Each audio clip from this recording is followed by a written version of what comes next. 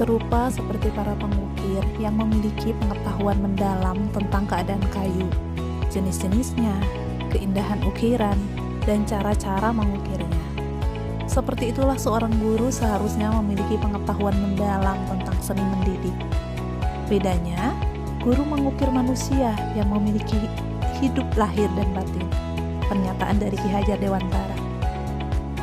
Pernyataan dari Ki Hajar Dewantara tersebut menjadi landasan berpikir saya bagaimana cara pandang berpikir saya berubah ketika saya belajar modul 2.2 tentang pembelajaran berdiferensiasi.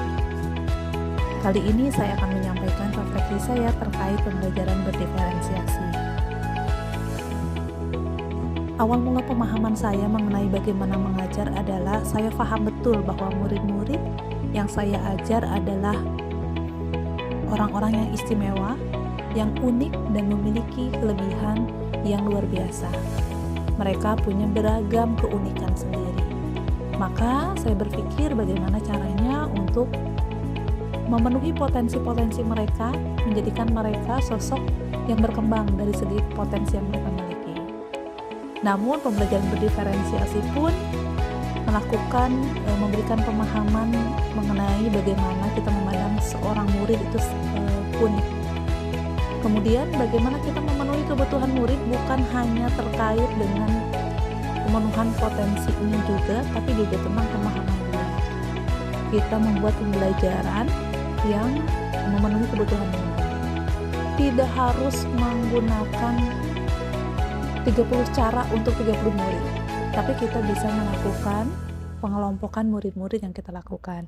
Seperti yang saya lakukan ketika saya sudah mempelajari tentang berdiferensiasi, saya memecah 4 kelompok.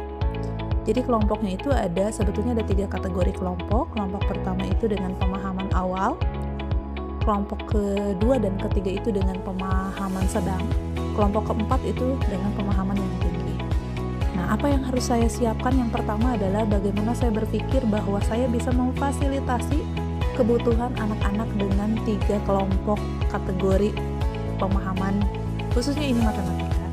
Saya membuat 3 diferensiasi yang saya lakukan. Yang pertama, diferensiasi konten. Saya membuat 3 media pembelajaran yang bisa anak akses. Yang pertama dengan komik baca, komik cetak, kemudian komik digital. Juga saya menggunakan alat bantunya itu dengan media manipulatif. Saya memberikan anak-anak pilihan media mana yang mereka sukai dan mereka nyaman menggunakannya. Kemudian yang saya lakukan adalah ketika proses dilakukan, saya berikan mereka kesempatan untuk memilih apakah LKPD-nya digital atau LKPD-nya itu merupakan LKPD yang dicetak. Karena anak-anak dengan generasi Z ini sangat peka dengan teknologi. Kemudian di diferensiasi produknya saya membuat 3 soal dengan kerumitan yang berbeda disesuaikan dengan pemahaman anak tadi, sesuai dengan pengelompokan.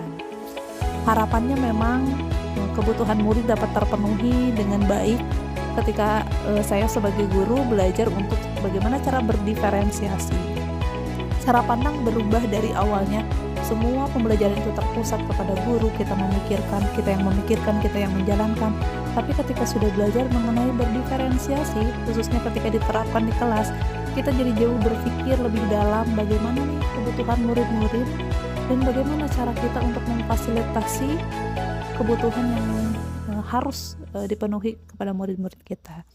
Jadi pembelajaran sudah tidak lagi berpusat pada guru, tapi lebih kepada bagaimana kita memberikan kebutuhan pembelajaran yang sesuai dengan kebutuhan murid.